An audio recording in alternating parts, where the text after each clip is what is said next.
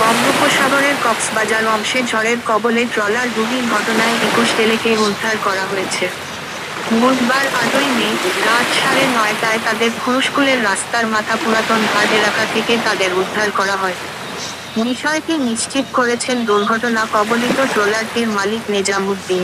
তিনি জানান, কয়েকদিন আগে তার মালিকানাধীন ট্রলার এফবি নেজামে করে ২১ জেলে মাছ শিকারের উদ্দেশ্যে বঙ্গোপসাগরে যায়। এতে তারা বুধবার ঝড়ের কবলে পড়ে ৯৯৯ কল দিয়ে সহযোগিতা চায়। পরে ট্যুরিস্ট পুলিশকে বিষয়টি জানায়। ট্যুরিস্ট পুলিশ তাদের দেয়া তথ্যমতে কক্সবাজার উপকূল থেকে ১০ নটিক্যাল মাইল দূরে সমুদ্রে খোঁজাখুঁজি করেও সন্ধান পেয়ে ব্যর্থ হয়। মালিক নেজাম উদ্দিন সাগরে থাকা বিভিন্ন ট্রলারে খোঁজ নিয়ে তাদের অবস্থান নিশ্চিত করেন।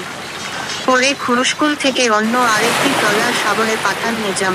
ওই ট্রলারে করে ২১ জেলেকে জীবিত নিয়ে কোলে ফিরে আসে ফিশিং ট্রলারটি।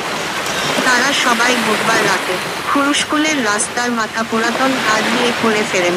ফিরে আসা জেলেদের একজন জানান, তারা ঝড়ের কবলে পড়লে নিয়ন্ত্রণ হারান। নোঙর হাতছাড়া হওয়ার সাথে সাথে ডুবে যায় এফবি নেজাম ট্রলারটি। তখন তারা সাঁতরিয়ে অন্য ট্রলারে উঠে পড়েন।